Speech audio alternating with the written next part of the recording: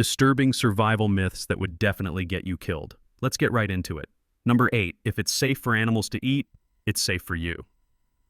Let's start with this absolute train wreck of logic. Just because a squirrel or a bird is munching on something doesn't mean it's safe for your very different digestive system. Some berries, mushrooms, or plants are totally fine for animals, but highly toxic to humans. Deer can eat plants that would stop your heart. Birds can peck at toxic berries that would turn your stomach into a blender. Even dogs can eat things that would ruin your week. Your gut is not a universal stomach. It's a fragile, overthinking, easily poisoned drama queen. So unless you're a trained forager with a field guide and a death wish, don't take culinary advice from chipmunks. Number 7. If you're lost, just follow a river. This one has good intentions, and sometimes it can work. Rivers often lead to civilization, eventually. But that eventually part? That's where it gets dangerous. Rivers aren't paved hiking trails. They wind through cliffs, gorges, waterfalls, and animal territory. People have died trying to just follow the river and ended up stuck in canyons, hypothermic from wet boots, or falling into rapids. Worse, you might end up in a totally uninhabited region, just deeper into wild terrain with no cell signal and no idea where you are. Also, most people get lost in forests or mountainous areas where rivers aren't conveniently flowing toward downtown. This myth sounds romantic, like something a poet would write on a survival-themed greeting card. But in reality, it's a gamble that can leave you wetter, colder, and even more lost. Number 6. You can suck on a rock to trick your brain into thinking you're hydrated. This one's kind of true, but mostly sad. Some survival guides claim that if you're dangerously dehydrated and have nothing, putting a small rock or pebble in your mouth will make you salivate more, which can help with dry mouth and make you feel a little less thirsty. But let's be clear, you're not getting any real hydration. No water is entering your system. It's like taping a picture of food to your stomach and hoping your metabolism is fooled.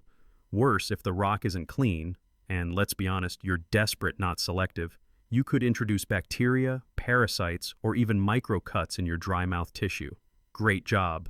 Now you're thirsty and infected. So yes, technically it might help distract you for a bit. But in the grand scheme of survival, sucking on a rock is just cosplaying hydration. Number 5. Moss always grows on the north side of trees. Here's one that sounds smart, like the kind of thing a wise forest ranger would whisper while adjusting their compass. But out in the wild, it's wildly unreliable. Yes, moss can grow more on the north side of trees in the northern hemisphere because that side gets less sun and stays damper. But nature's messy. Trees twist, light filters through branches in weird patterns. You'll find moss on all sides of trees depending on the terrain, moisture, and even what kind of tree it is. Using moss to find north is like asking a cat for directions. Sure, it might point somewhere, but it's not because it knows. If you base your entire sense of direction on moss and start hiking north, there's a solid chance you're actually heading in circles or walking straight into deeper wilderness. Bonus: some survival instructors even call it the death compass, because people follow it blindly and get lost worse. So unless you're in a perfectly symmetrical, moss-controlled forest, which you're not, this trick is better off in storybooks or Instagram captions, not life or death situations. Number 4. Play dead around bears. Okay, this one almost makes sense. If a bear thinks you're no threat, maybe it'll leave you alone. Maybe. But this myth skips the fine print, and the fine print is terrifying. Playing dead works for grizzly bears, sometimes, and only if the bear is defensive, not hunting. If it's attacking because you startled it near cubs, go limp and pray. But if it's a black bear and it's stalking you like you're on the menu, playing dead just turns you into a nicely packaged snack. Black bears are more likely to see motionless human burrito and think, easy lunch. Number 3, eat snow to stay hydrated. You're stranded in the mountains, your lips are cracking, and the only thing around is fresh, glistening snow. It's basically frozen hydration, right? Just scoop it into your mouth and, yeah, now you're shivering uncontrollably and on a direct flight to hypothermia town. Eating snow is like trying to hydrate by licking an ice cube in a meat locker. Your body has to use energy to melt it, which drops your core temperature even more. And in survival mode, your body is already low on fuel and warmth. This little refreshing snow snack can tip the balance into full-blown hypothermia. It's ironic. You're surrounded by water, and eating it can literally kill you faster. The better option? If you have time and sunlight, melt the snow before drinking it. Otherwise, think of snow as something pretty to look at, not a survival smoothie. Number 2, suck the venom out. We've all seen it. Someone gets bit by a snake, and the hero immediately channels their inner cowboy, rips off their bandana, and starts sucking the poison out like it's a Capri Sun of doom. Here's the problem. That doesn't work. At all. Not even a little.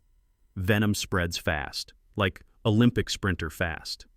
By the time you've fumbled around for a clean bite, you won't find one. It's already racing through the lymphatic system like it's late for a flight. Sucking it out is about as effective as blowing on a gunshot wound and hoping it'll cool off. Worse, putting your mouth on a snake bite? Now you might get a mouthful of venom plus all the bacteria and swamp microbes that live in your teeth and on their fangs. Bonus, if you have cuts or sores in your mouth, you just created 2 victims instead of 1. The actual advice? Don't be a cowboy. Get medical help. Stay still. Keep the affected limb below heart level, and stop trying to French kiss snake wounds. Number 1, drink your pee. Ah yes, the Bear Grylls special. You're lost in the desert, the sun is melting your eyeballs, and your last water bottle ran out 7 panic hours ago. So naturally, your brain, fueled by one too many survival shows, whispers, time to chug that golden Gatorade. Spoiler alert, don't.